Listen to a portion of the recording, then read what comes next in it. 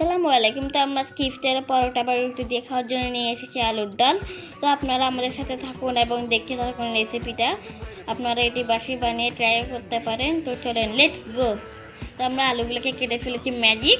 তারপরে আমরা এখানে ভিজিয়ে রাখা মসুর ডালের মধ্যে একটু হলুদের গুঁড়ি দিয়ে নেড়ে নিচ্ছি সিদ্ধ হওয়ার জন্য। তো এখানে দিয়ে দিচ্ছি কিছু লবণ, দিয়ে দিচ্ছি কেটে রাখা ওগুলো পরে না কেন পর তো এখন সব হয়ে গিয়েছে। তো আমরা এখন কেটে ফেলেছি রসুন কুচি, পেঁয়াজ পাতা, মরিচ কুচি এবং শুকনো মরিচ কেটে ফেলেছি বাগারের জন্যে। তো দেখবো এখন ডালটা সিদ্ধ হয়েছে নাকি। ডালটা এখনও ভালো মতো সিদ্ধ হয়নি। তো আমরা এখন এখানে দিয়ে দিয়েছি পেঁয়াজ পাতা, একটু সিদ্ধ হয়ে এসেছে। তো এটাকে আমরা এখন নাড়তে থাকবো, কিছুক্ষণ লেগে না যায় তাই জন্য নাড়তে থাকবো। তো আমরা এখন এখানে দিয়ে দিয়েছি বাগারের জন্য কেটে রাখা জিনিসগুলো, পেঁয়াজ কুচিও দিয়ে দিয়েছি। তো আমরা এখন এগুলোকে একটু ভেজে নিব, লাল হওয়া পর্যন্ত। এখানে দিয়ে দিয়েছি জিরার গুঁড়ি। এখন দিয়ে দিয়েছি সে সিদ্ধ করা ডালটি।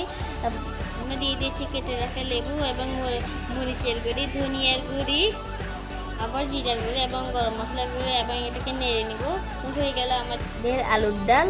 তো আপনারা এটা বাসায় ট্রাই করবেন এবং আপনারা এটা আমাদেরকে কমেন্টে জানাবেন কেমন হয়েছে, এবং লাইক এবং শেয়ার করতে ভুলবেন না যেন। তো আল্লাহ হাফেজ, টাটা, বাই বাই, ভালো থাকবেন।